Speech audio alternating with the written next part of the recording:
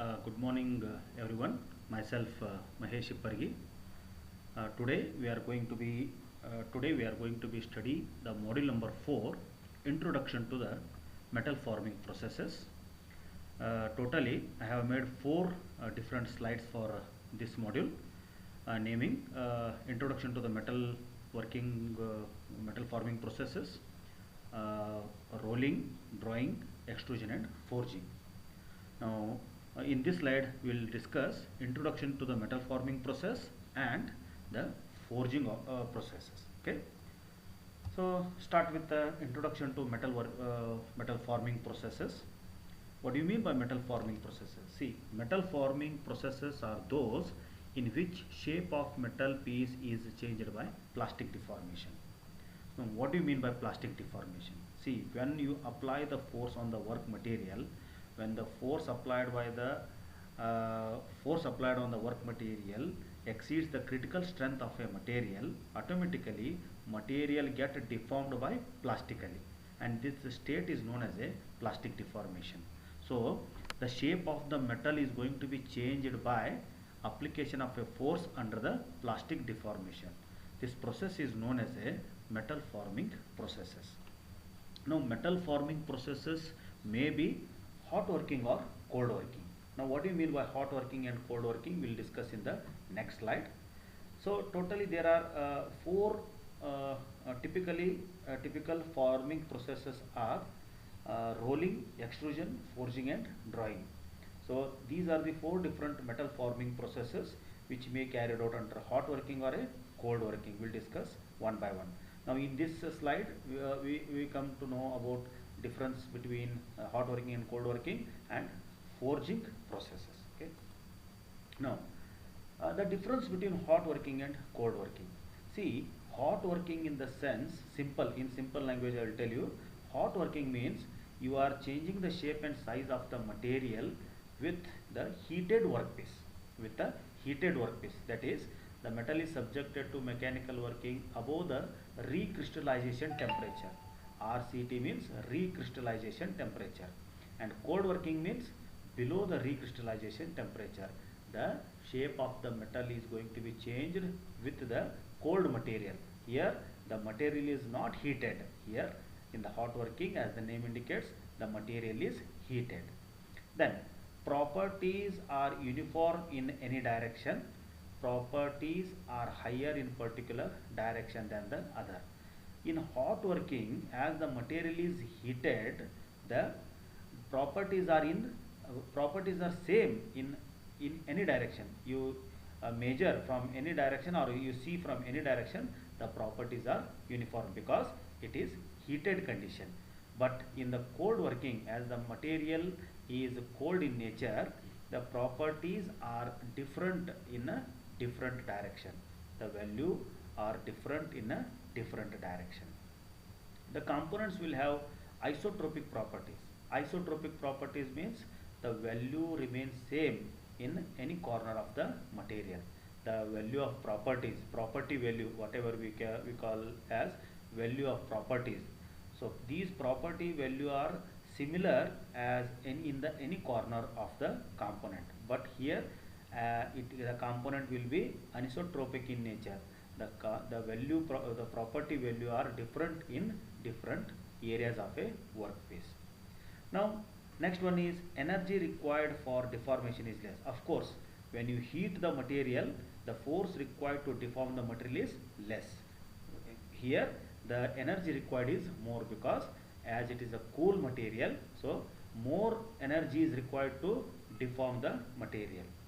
No strain handling takes place in the metal. As it is heated in nature, there is no question of strain handling, but as it is a cool in nature, when you apply the force on the work material, the strain hardening is going to be takes place in the material. Large components cannot be hot worked easily. When you are heating the work material, so large component cannot be suited for hot working, as in the cold working, large components can be hot worked easily. So as it is possible to heat the large work material, So force required is also less, energy consumption is also less. So hot working is very easy with the large components. But here, as the material is cool, it is only suitable for small components. Surface oxidation occurs, scaling will present and surface finish is poor. As you are working with the heat treated workpieces, so of course there is a oxidation is going to be takes place. There may be a scaling, there may be a contraction of a workpiece is going to be takes place. So due to this, the surface finish may be poor we are going to be achieved. But here, as the workpiece not at all heated, so there is no question of oxidation, there is no question of scale forming, and the surface finish is good as compared to the hot working condition.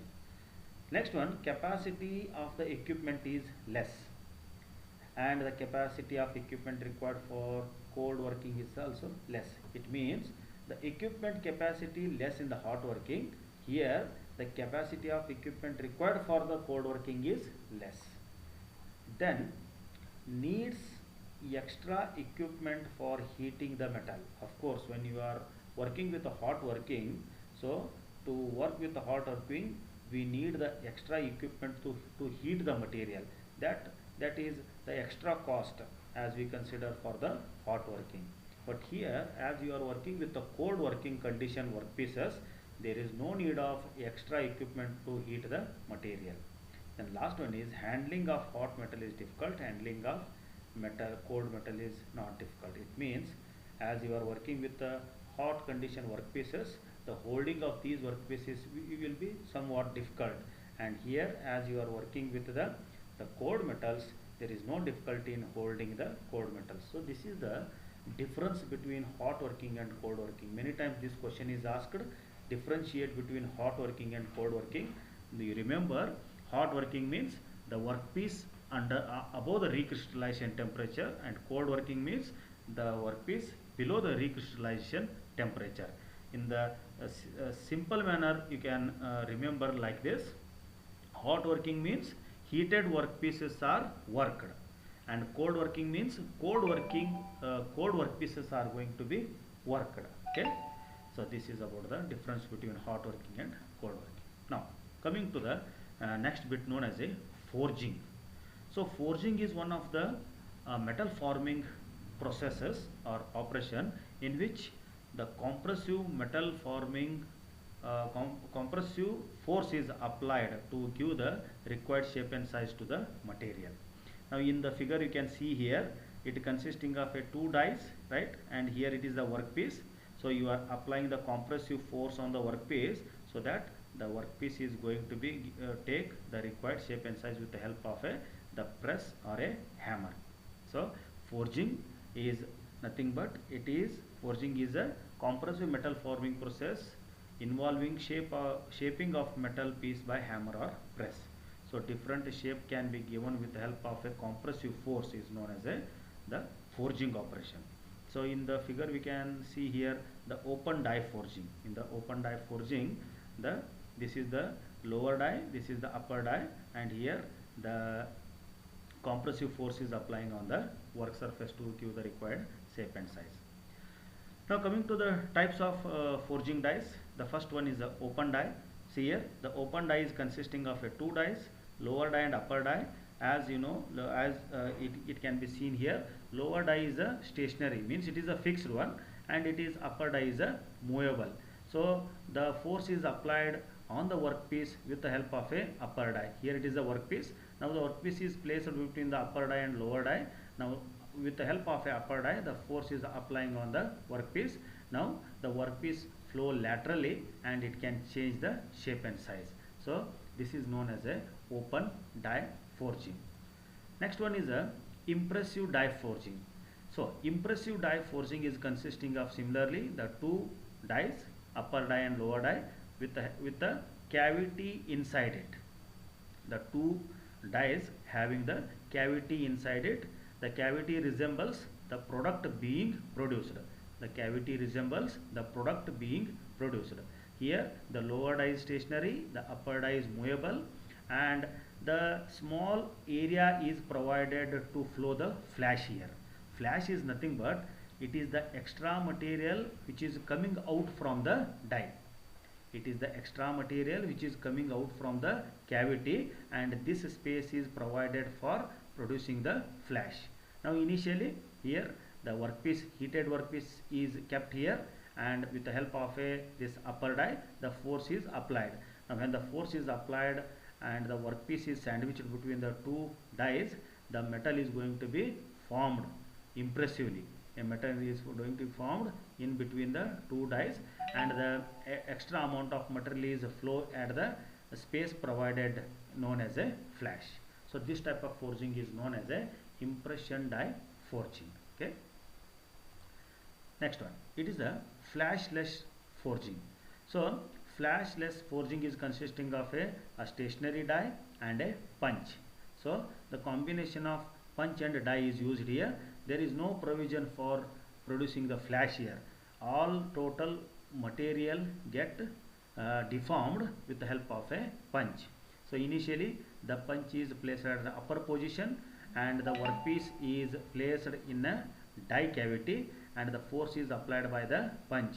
So whatever the shape of the punch and die resembles the product being produced inside this combination of a punch and die, and there is no provision for the excessive flash created, because all the material is going to be compressed inside the combination of punch and die, and this type of forging is known as a flashless forging.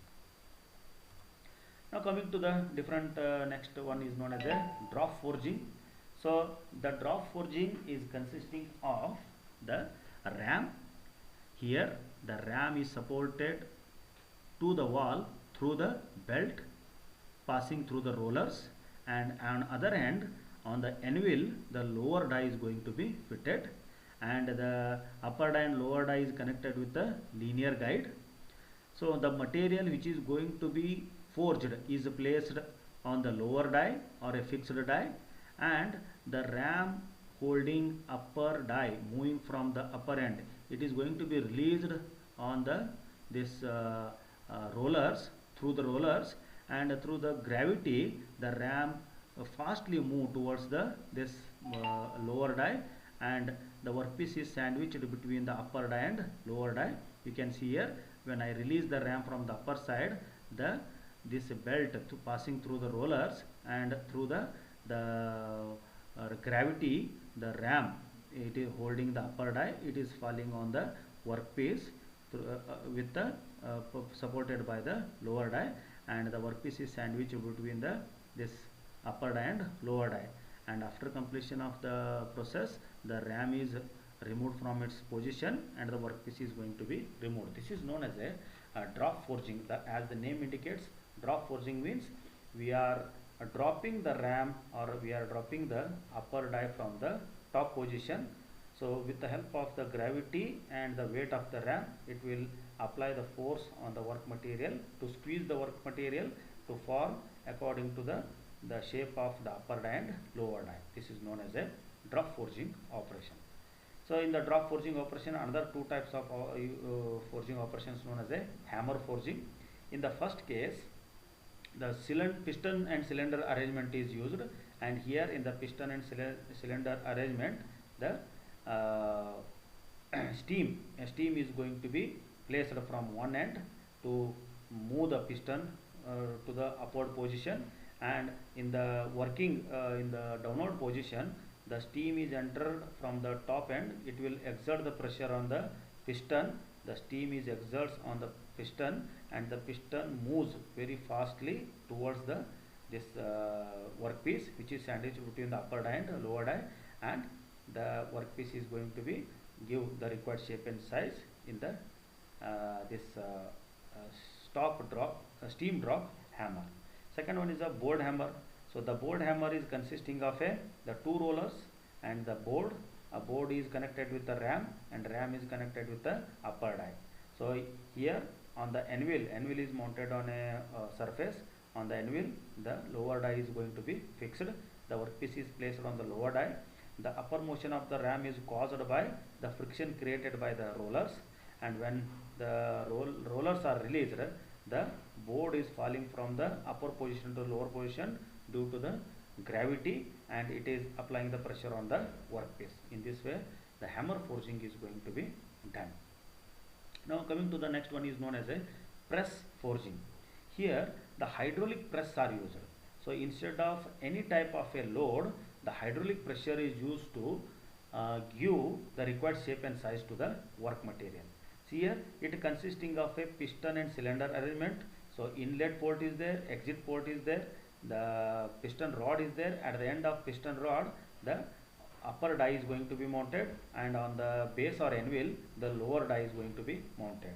Now the upward motion of a ram is done with the help of a supplying the hydraulic pressure or hydraulic oil from other end of the piston, so that it can move upwards, and when it reaches to the upper position, the workpiece which is going to be forged is placed in the lower die, and now the high amount of hydraulic oil is going to be forced into a upper position of a piston, exerting the pressure on the piston head, so that the piston moves gradually towards the work surface, and when it is completely downwards, the workpiece is sandwiched between the two dies, upper die and lower die, and the required type of a shape is going to be formed with the help of a press forging.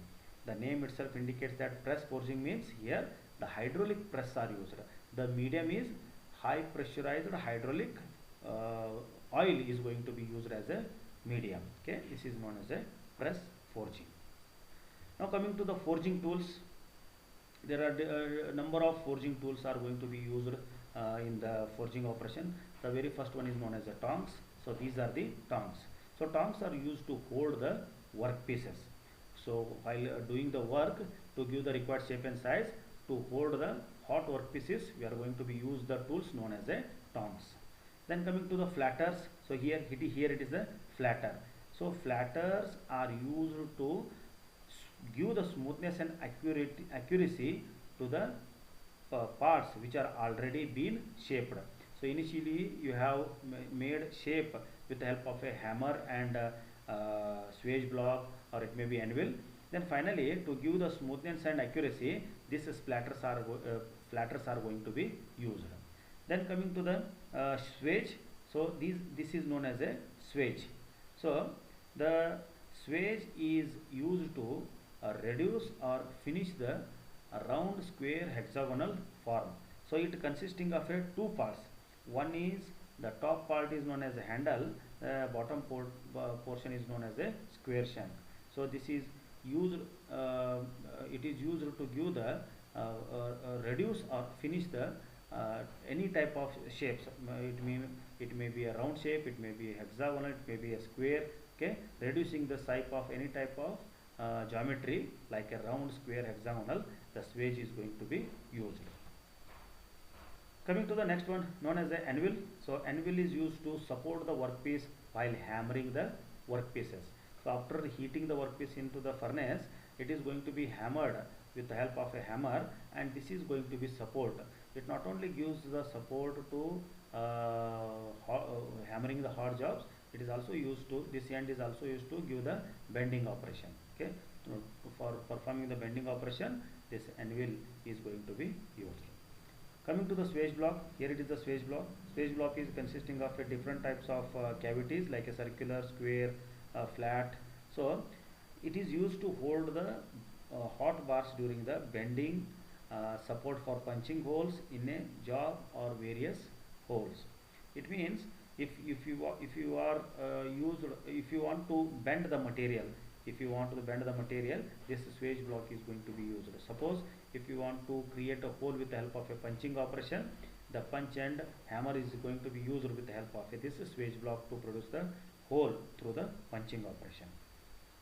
Then fullers are used for necking down or for depressions. Okay, so these are the different types of hammers: hand hammer, sledgehammer, punch hammer, chisels. Chisels are used to cut the material with the help of a hammer. Okay.